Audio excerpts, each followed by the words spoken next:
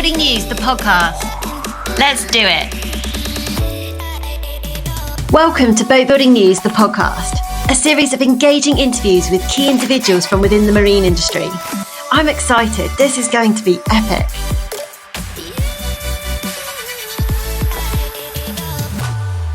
This app is the talk of the industry. In this episode, we welcome David Cusworth, Head of Partnership and Innovation at Savvy Navvy. Hi, David. Welcome to the Boatbuilding News podcast. Hi, thank you. Lovely to be here. Now, I'm really excited because, first of all, congratulations on your recent award. Really well deserved. Tell us a bit more about it. Yeah, thank you very much. Yeah, the British Marine Business of the Year. That's quite a title, isn't it? Yeah, absolutely, it is. Yeah, we had a team went to the awards without any indications of who the winners were going to be. We had we didn't think we were in the running at all, but yeah, we pulled it off and won, and Yelta went up and got the award. Sounds like a good evening celebrating. Lots of hard teamwork in the background. Yeah, goes on, as you know, all businesses do. It's not about a particular person; it's everybody doing it together. So yeah, it was. We were very happy. Awesome! No, really, really well deserved. So, introduce yourself. Tell us who you are, and the role that you play. Perfect. Yeah. Okay. So I'm David Cusworth. I lead on the partnerships and the innovations at Savvy Navvy. So I've been with Savvy. Savvy Navy's been around for about 5 years. I've been with them for about 3. Okay. We're all work remotely. I'm in Copenhagen. Hannah, one of my colleagues, is in Amsterdam. Got a guy in Greece, a couple of guys in Spain. Most of the team in the UK. Got a guy in Dublin. So we all work remotely. We meet up maybe once or twice a year, and then I didn't realise that. Yeah, constant Zoom and Slack and catching up online. But yeah, we work remotely constantly. So it works really well. It means that we don't have set working hours. We carry on until the job's done, and enjoy doing it. My background prior to that, I've been in the marine world since I was 16. So I left home when I was 16, joined the Navy, went to sea, and kind of haven't been back into a real world environment since then. A real world environment. Yeah, kind of. It's weird because it is my real world. Yeah. But when you talk to other people, for them, the real world is an office, a suit, a commute. And I've done that a little bit. I spent a year in London and I got the tube and it just drove me mad. Really? So I ran away, went back to sea again. So yeah, I was in the Navy, left the Navy. I worked in sailing. I worked on a clipper around the world yacht race for 15 years. Oh, wow. So I took part myself. So I sailed around the world as part of the race crew. And then when I got back, I went to work for them. So Sir Robin Knox-Johnson was my boss for 15 years, which was pretty cool. Yeah, that is cool. Yeah, and so I left there when the family moved to Denmark, which was 5 years ago. So we've been here for 5 years, and then re-met up with Yelta, who was actually a crew member on the Clipper race. So I met him probably roughly 12 years ago when he took part in the race. And the inspiration for the Savvy business came from the Clipper race when he was at sea navigating on a racing yacht in the Pacific. That's where the idea for Savvy Navvy came from. Oh, all those years ago, and he's just sort of held on to it. Yeah, he was. So he was working for Google. So he's Dutch, but was living in Sweden. Moved to San Francisco and worked for Google. So he was working on Google Maps, and that's where he took part in the Clipper race. He left. I think he left San Francisco, raced down to Panama through the Panama Canal and to Jamaica. And yeah, he carried on working at Google. He had this idea in the back of his mind about navigating on land, how easy it was. You can open Google Maps, you can touch it, you can drop a pin and it just tells you how to get there. Yeah. Marine technology is very antiquated, to say the least. So when he was navigating the Pacific, he had a paper chart, he had a weather source electronically, he had tidal data in a book, he was looking at currents, he was trying to work out where the currents were, which you can do based on things like water temperature, or again looking in tables to see where they are. So you're trying to pull 4 or 5 different data sources in your head all Yeah. together to make a decision. That's not easy because I imagine, I mean, if you're on the water leisurely, okay, you've got the time. If you're racing, I guess you've got to make those decisions quickly. Yeah, you've got to make them quickly, but also you're racing, the weather's not Yeah. good, the boat's heeled over, it's bouncing up and down. So trying to make a very accurate, lucid, sensible decision in those conditions is really tricky. Yeah. So he figured, well, surely there's a way you can pull multiple data sources into one place, um, and take away the opportunity, I guess, for human error. Mm. You're still thinking about what's going on. You're looking around you, but if you've got technology helping you, the processing power of a tablet or a phone, and that's helping you to make decisions, then it makes things quicker, easier, a bit more comfortable. Well, it's something that we've been living with. We get in the car. I mean, unless you know where you're going, obviously. If you get in the car to go somewhere you don't know, you it's so normal, isn't it? You just Yeah, get the sat nav out. yeah, And so yeah. it's actual madness that when you Yeah, get on the water, that we're not doing that. yeah, and that's a really interesting comparison. It's been through a few iterations. So you would get into your car, you know, go back to the, I don't know, 80s, and you would get your AA road map out, I and can't imagine doing that. be reading them out. And then Yeah, the next step on from that, you would get your sat nav out and stick it to your windscreen, I and do remember that use the actually. sat nav. And The old Tom Tom. now you get into the car, you plug your phone in, and you've got Apple CarPlay, and you've got your Yeah. music, your messages, you can make calls, and you've got and that's where your navigation comes from. Now, in the sailing world, they're still in the 80s. They're still using paper maps, or in some cases, a chart plotter is effectively the sat nav the TomTom that you had in your car in the 80s and 90s. That's kind of where boating is now.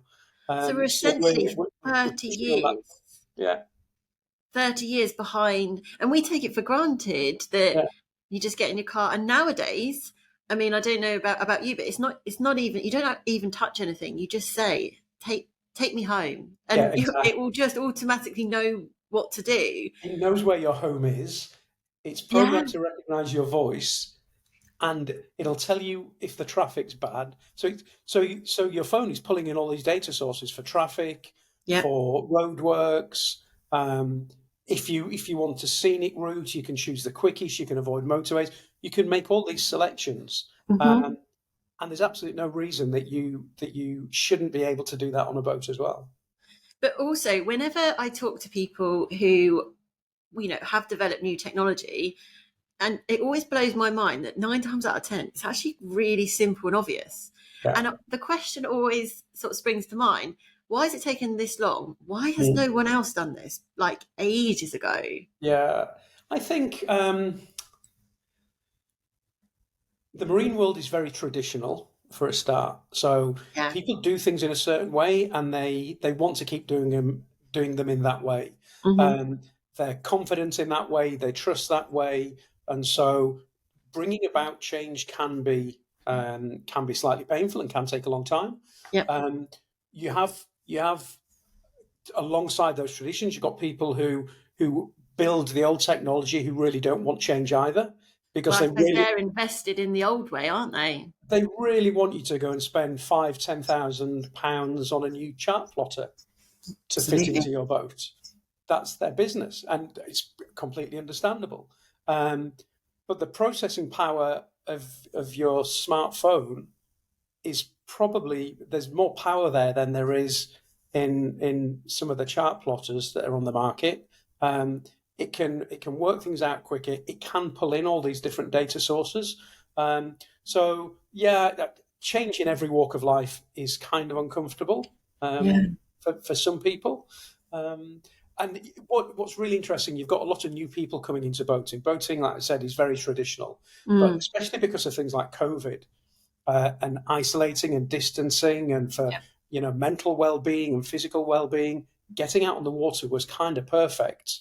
Yeah, the Um, post-COVID boating boom is yeah, insane, isn't it? Like paddleboarding, for kayaking, small boats. leisure, that kind of really accessible, boating. Yeah. So people often think about boating and sailing as super expensive. You need a ton of money. When we lived in the UK, we bought a little sailing boat. It was 18 feet long. It cost just over £1,000. Um, and it had no electronics on it whatsoever.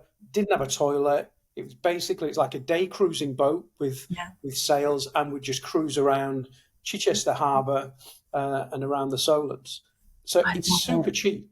You can, you don't need to have lots of money, but with the mindset of um, Google Maps, of Strava, of having an app for everything, Yeah. people are really surprised when they get on a boat that there isn't an app that will help them go boating. But Yeah. now there is. So, I mean, this might be a daft question, but it's the question it's on my mind.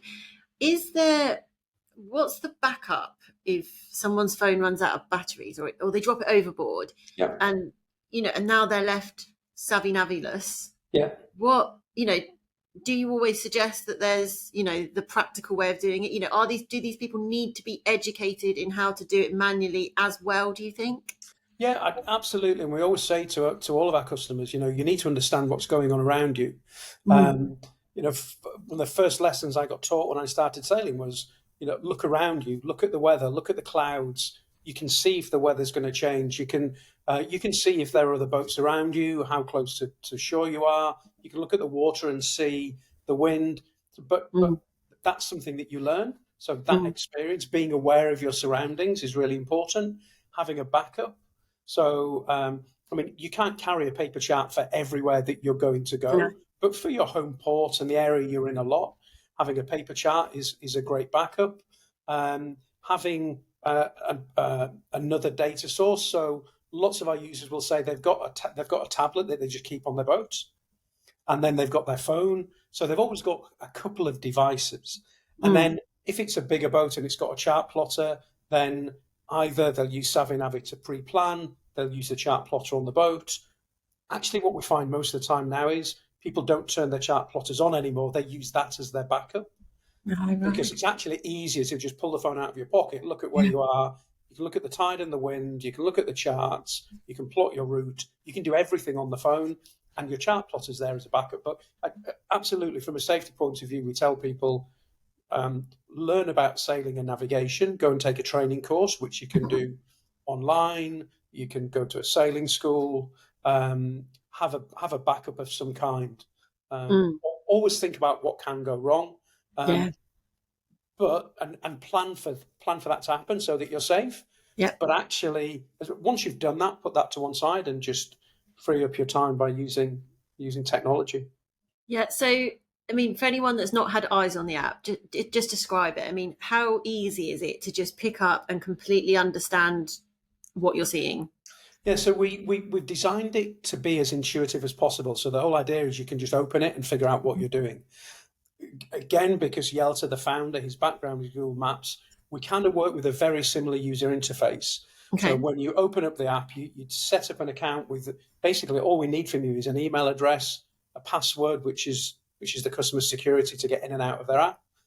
They set up their own personal boat details. So you put in the depth of water that you need, the draft of the boat, the Yeah. waterline length of the boat, and the reason we do that is then the routing algorithm will always keep you in enough water so you don't run aground.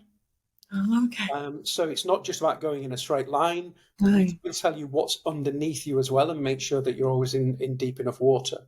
And so, you look at the chart, you basically, if you touch it, you drop a pin. And then you can press a button, navigate to, and it'll work out your route. It'll tell you how long it's going to take to get there. If you're sailing, because the weather forecasting is built into the app, and the Hmm. tidal data is built into the app, the route will factor those things in. It will tell you when you need to tack, when you need to jibe.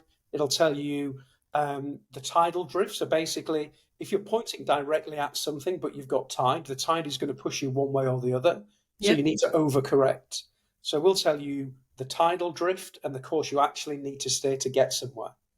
Wow. So it's actually making boating just so much more accessible. So, you know, if you think about it, once you've got over the financial, you know, I've got to buy a boat, which, like you say, is not as financially, it's not a financial outlay like some people envisage. Yeah. It's taking away that I don't know what I'm doing barrier, isn't Yeah. it? And it's Yeah. just saying there's no reason why Yeah. people who don't have a background in boating, who haven't got masses of money, who haven't got all the experience, there's no reason why you can't get on the water. Absolutely. And I Yeah. love that. Yeah. And I mean, you'll see if you walk around a marina, any of us walk around marinas, there are boats down there that never leave. And there's a couple, so there's the cost, fuel costs at the moment are super high. So some people may be thinking, the fuel costs, I'm not going to spend the money on that. But a big thing I think is confidence. So people buy a Yes. boat, so then they'll go to their boat, they'll work on it, they'll sit and have a glass of wine, or they'll have lunch on their boat. But there are some mental barriers to taking the boat out, and partly it's about navigating. It's about Mhm. understanding the understanding your own capabilities and understanding the boat's capabilities. But you only get that confidence by actually going out. Yeah. And so what we want to do is make that as easy as possible. So, we're looking at things now where we can send notifications in the app if there's going to be fantastic weather or there's going to be really bad weather. So if Okay. you were thinking about going out tomorrow, you think, oh, weather's really nice now. It's Friday afternoon. Tomorrow, I'm going to go out. You look at Savvy Navvy, click on the weather. We'll tell you what the weather forecast is for tomorrow. Yeah. We can recommend areas to go to. So we could say the weather's going to be fantastic if you head west for 1 hour. There's a fantastic anchorage. Go swimming, anchor near a beach. I love So that. all of these things to break down the barriers, to give people confidence, and to start suggesting things that they could do. If you've got 1 hour or 3 or 6, there are different things you can do to get out. Once you've bought the boat, you may as well use it. It's your Yeah. it's your pleasure craft. So it's actually it's not just making it easier; it's actually encouraging people as well. Yeah, And actually, yeah, I love that because I do think that there's an age old perception of the boating industry, and people that own boats are people that come from people who grew up around boats. Oh, my yeah, dad owned a boat. I grew up on a boat. yeah, My dad's dad owned a boat, and it yeah, goes like that. And I think there is a bit of a shift. Okay, I mean, if I speak from personal experience, okay, I did not grow up around boats. My parents didn't own a boat. Their parents didn't own a boat. We walked along the beach. We lived by, but we never went on the water. yeah, Now I'm in a situation, maybe influenced by the industry that I work in, where I'm looking for a boat. And and nothing crazy, like you say, it's so yeah, accessible financially. But we live on the River Hamble, and I just want my kids to be able to, if it's a nice day, to be able to just kick around, have some fun on the river on a boat. yeah, And I'm not from that background, so actually a Savvy Navvy app would be absolutely what I would need, because yeah. I wouldn't be there being able to do it all manually, especially if I've got 3 kids as well and I'm checking they're not chucking themselves in the water. It would be perfect and absolutely for people like me. Yeah, Sort of completely. It entry is. level, I guess. Yeah, and it's daunting, and people have exactly the perception that you just mentioned, Holly. Mm. That's what's in people's minds. But we can, you're on the Hamble. It's super tidal, so we Yeah. can tell you what the tide's going to do. Give the app and the phone to one of your kids. Get them to navigate. Start to get them thinking about it as well. So they're Yeah. not just thinking about having fun on the water. They're starting to understand tides and the implications of tides. If they go out on a paddle board, as soon as they stop paddling, the tide will move them really, really quickly. I'd We never can, we thought can, about it with a paddleboard. pardon? I'd never thought about this app for a paddleboarder. Yeah, yeah. So we optimized it last year for kayak, paddleboard, and jet ski. So if you go out on a paddleboard, we'll tell you, is there an offshore wind? Is the tide going to bring you in or out? Because in certain conditions, you don't want to go on a paddleboard on the coast in an offshore wind. And if No. the tide's going out, you will really, really quickly end up needing help. And you see it in the news fairly frequently, where Aaron and I, other boaters, go and help paddleboarders come back in, or people who take just inflatable toys out onto the water. People. There's something in the paper a couple of weeks ago or a week ago. Somebody rescued in a paddling pool. They, Madness. they were Absolute messing madness. about on a beach and it just got swept out to sea, and it happens really I quickly. Yeah, but the thing is me and my children, we paddleboard all the time, and we've spoken so much, and this is the first time I've ever thought, hang on a minute, paddleboarding, it's still on the water, it's still influenced by all these conditions. And I'd never thought to even look into using Savvy Navvy for paddleboarding, but you know exactly what I'm going to be doing this afternoon now. Yeah, check the weather, because paddleboarding is no fun when it's really windy. No. And check which way the tide's going to take you. And with the tides moving, always go into the tide first, because it's going to be super quick coming back. The last thing you want is to be exhausted paddling against the tide to get back.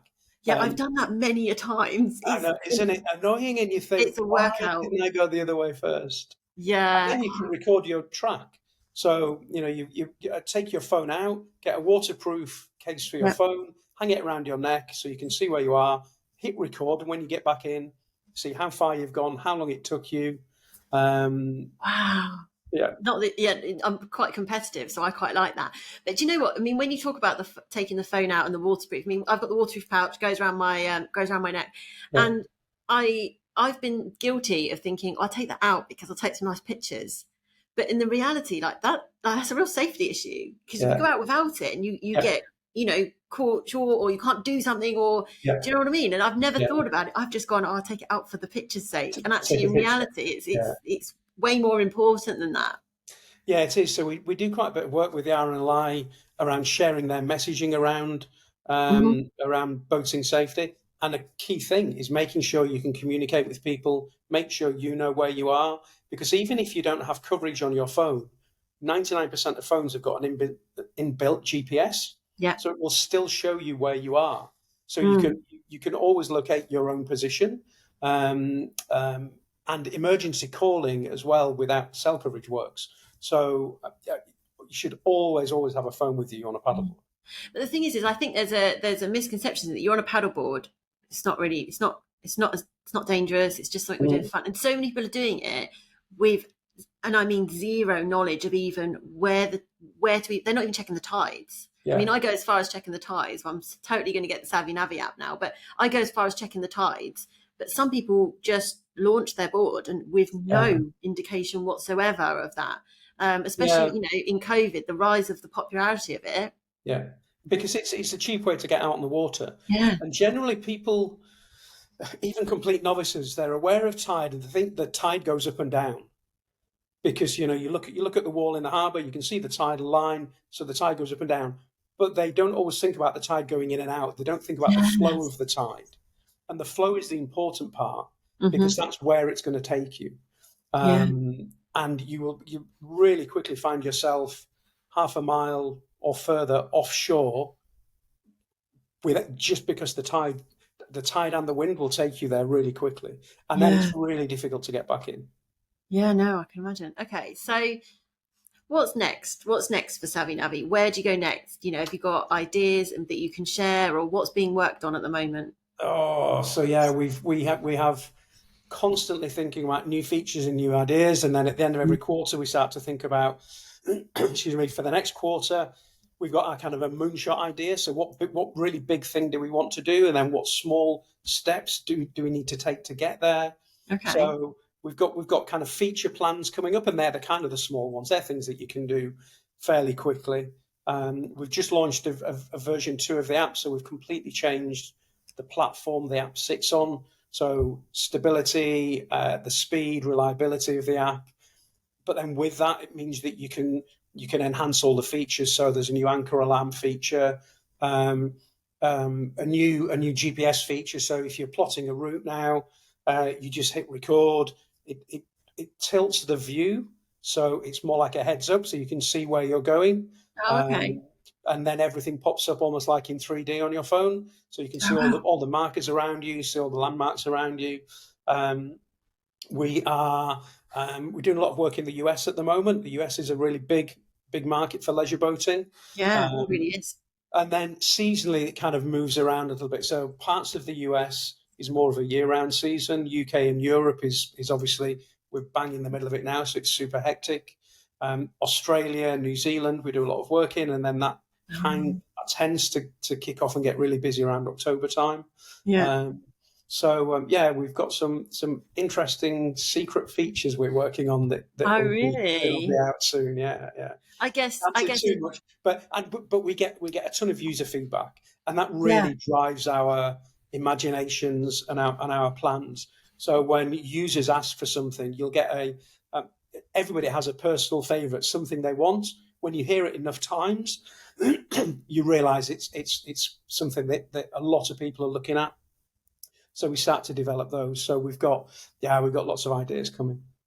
I suppose, yeah. In this kind of game, I suppose you've always got to be trying to stay ahead of the game. Yeah, You've got yeah. to always try and be developing it, making it better Mm. constantly. And who better to tell you that than the people actually using it? Yeah, and we use it ourselves as well. And so, we're our own harshest critics. We take the app out on the water and use it, and then we use that feedback from ourselves to kind of refine it as well. Um, and user feedback is vital. You've got to listen to your Mm. customers, and then technology moves on so quickly. Yes. So, looking at how you can have notifications coming onto a smart watch. So Mm. maybe there are safety issues on your route. Maybe when you're getting towards shallows, maybe you can set an alarm for certain time to tell you turn around and go back in because you've got Mm. some plans with family or something. So there's things around smart watch applications that we could look at. Things like some really cool technology around at the moment where you can almost like um,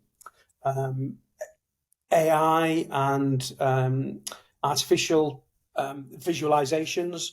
Okay. So if you could potentially hold up your phone and your camera could superimpose into the Savvy Navvy app everything around you. So all the things that are always there, you can your chart data, you can see the buoys. Maybe you'll be able to see all of the other vessels around you because your camera on your phone will link to the app.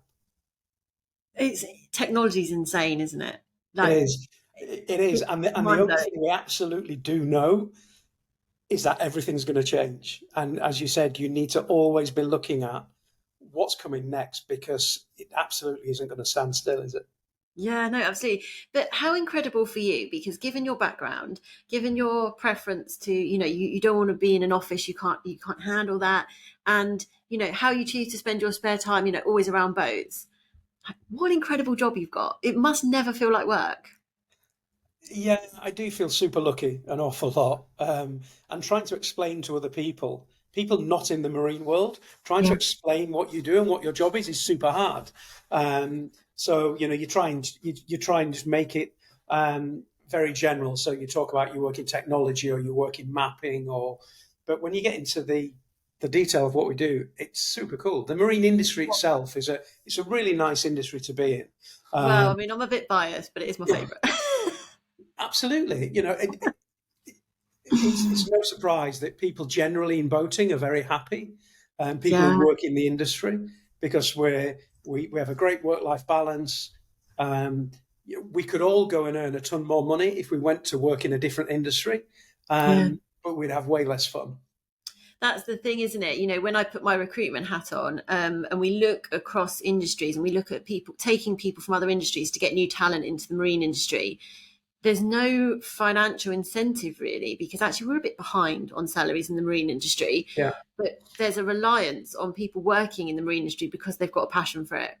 yeah, And there's pros and cons of that, because ultimately, we should still be on par with the salaries being paid elsewhere because we need to attract new talent. yeah, But that just shows how people in the industry, how passionate they are. Is yeah. that money isn't always the be all and end all about it, is it? Yeah, absolutely. And it's a great point that to attract the best people into the industry so we can innovate, so we can bring about change, um, does need some pretty deep thinking. To Yeah. take people to take somebody from automotive and bring Mm. them into marine. Unless you're working around super yachts, there's not a ton of money in marine. Um, No, there's you not. know, Yeah, there, you're there, absolutely there right. yeah, and you could maybe look at the top 5%. There's quite well paid jobs, but Mm. the majority of people, it's still quite physical. It's still quite old fashioned. You look at traditional boat building, uh, Mm. laminating, working with fiberglass, things like that.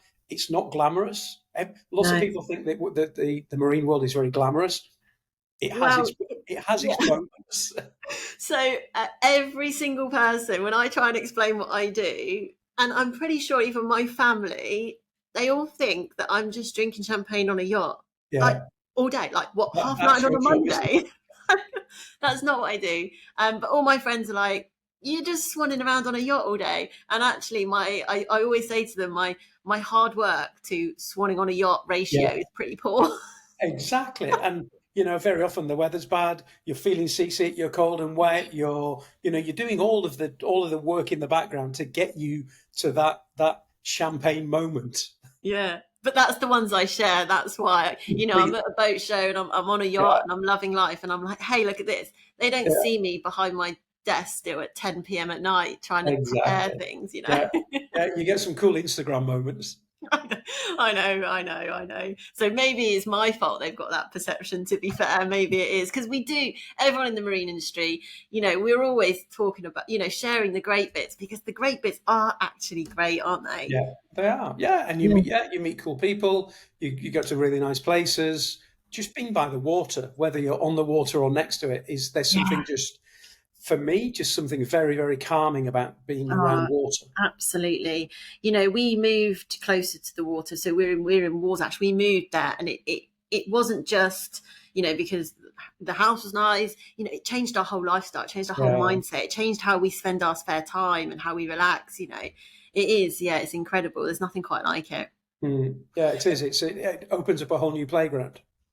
Absolutely. So, what's your biggest challenge? Because it sounds like everything's going great, and you're embracing everything. But what are you struggling with? What are you really trying to overcome at the moment? I don't think it's not that there are things we struggle with. There are just from any business. There are business challenges.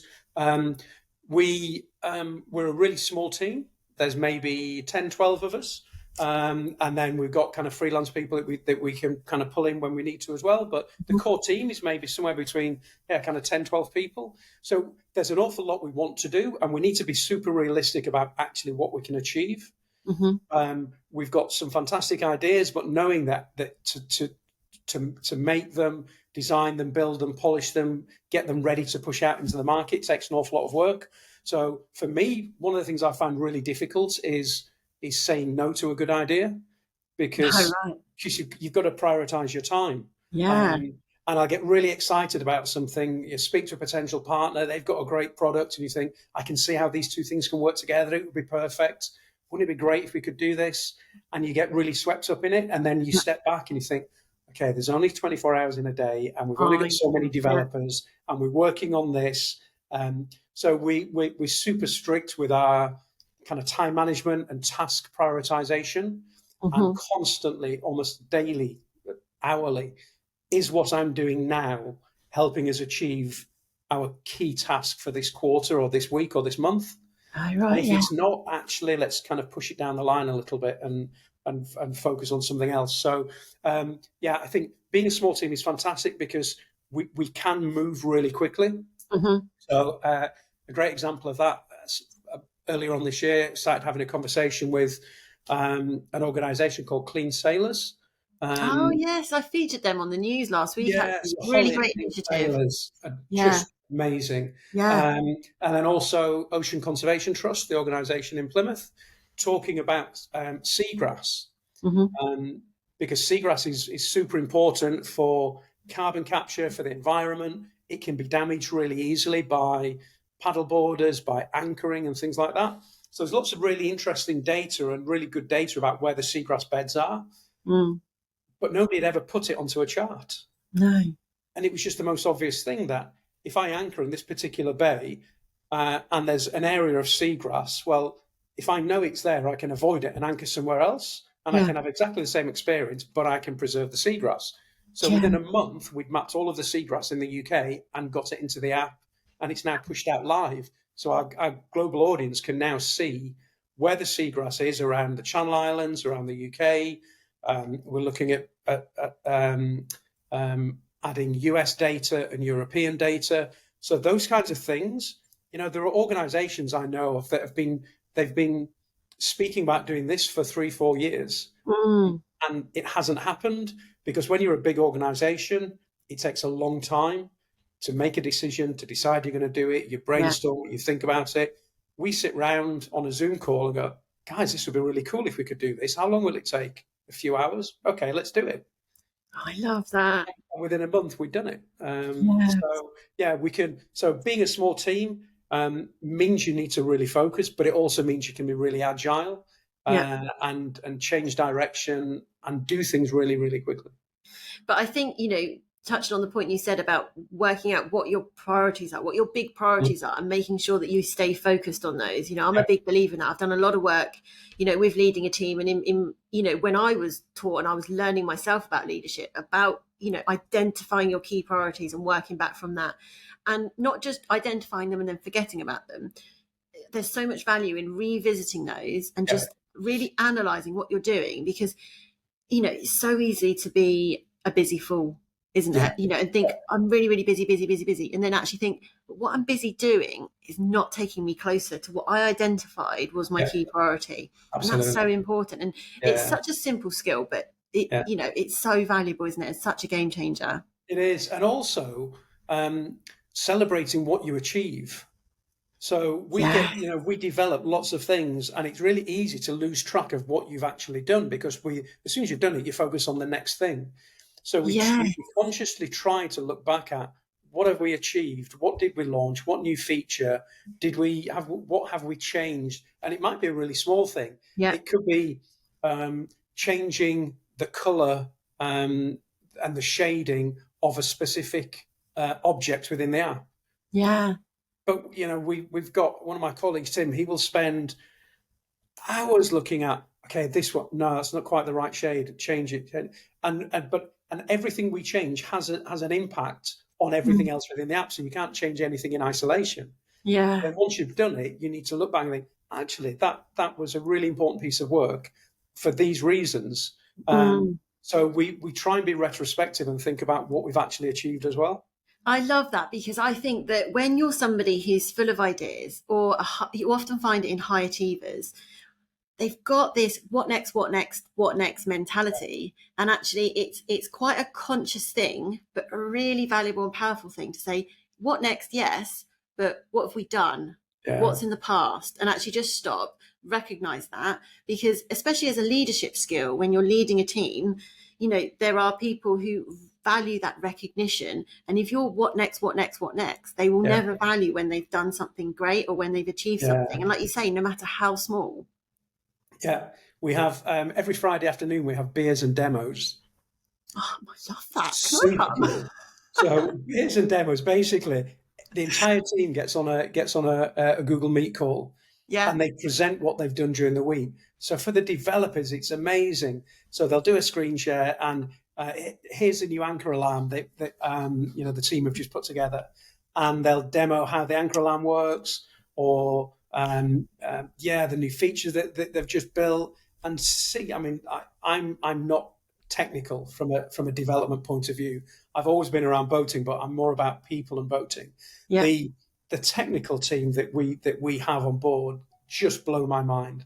The things that they can do, the things they put together in such a short space of time. I love using that, but the build and what goes on in the background is just mind-blowing. And so seeing every Friday what the tech guys have done that week is really cool. Oh my goodness, it does. It sounds like you've literally got the perfect job for your personality, for your background, for your interests. So and I quite like the beers part of it as well. So I know. I want an invite to that. That sounds the beers great. and demos for me. Yeah. I'll just be there for the beers. No, the demo, it does sound interesting. I do love that. What a great way to sort of wind the week up as well, Yeah, exactly. Yeah, and when you're a team that's spread out and you don't see each other all that often, actually, that's the social element of it, but the celebrating the successes together is really cool. Really, really cool. Awesome. So as always, I'm going to ask the final question that I always ask, favorite question of the whole episode. Yeah. So which one quote do you strive to live by and that motivates you every day? I knew this was coming, but it's been a really tricky one to think through. I think I mentioned before, and I worked for Sir Robin Knox Johnson for 15 years, and some of the, not just quotes, but the things that he says and he lives by really stick with you. Really? And so at the end of every Clipper race, he talks to all of the crew, and I did the race, so I was one of the crew, and he will always say to us that what he wants to hear is for people to say that this is the best thing they've ever done in their life so far. Because when you add so far onto the end of it, it means you've changed your mindset and you're going to do something else. Oh my goodness. And so you're always looking for the next challenge, the next change, what's going to move you out of your comfort zone. And so that I try to live with that. So I mean, doing the Clipper race, sailing around the world, moving to Copenhagen with 2 young kids, none of us spoke Danish. No. Just do things that make you uncomfortable and challenge you. And that's kind of what we try and do and try and instill in our kids as well. I love that, and I'm pretty sure I finish every episode when someone tells me their quote with just saying, "I absolutely love that." But I just do. It's my favorite. I love the answers that I get from this. I'm a sucker for a motivational quote anyway. You need to put a book together of quotes. Well, yes, do you know what? I think you've touched on something there. So I do have some really exciting plans for all the quotes that I've collected because, I speak to so many incredible people. And so hearing what inspires them, I've got a collection of data of things that is just so inspiring. And I just absolutely love it. I'd sit and just listen to the last 5 minutes of every episode, just one after the other, I think. Maybe that's my next episode, just everyone's quote. The next one is, it's like the re-edits of your favourite bits from each one. Yeah, oh my goodness, I love that. What a great idea. Brilliant. Well, thank you so much for sharing Savvy Navvy. And well, you've opened my eyes. You've got a brand new customer this afternoon. And I'm sure there'll be many more who listen to this that will be thinking exactly the same. So thank you so much. Pleasure. Really nice speaking to you. No worries. I'll see you soon. Cool. Thanks, Holly. Bye. Bye. I really hope you've enjoyed this episode. If you have, then it would be awesome if you could leave a rating or a review. Don't forget to subscribe so you can listen to us again. See you soon.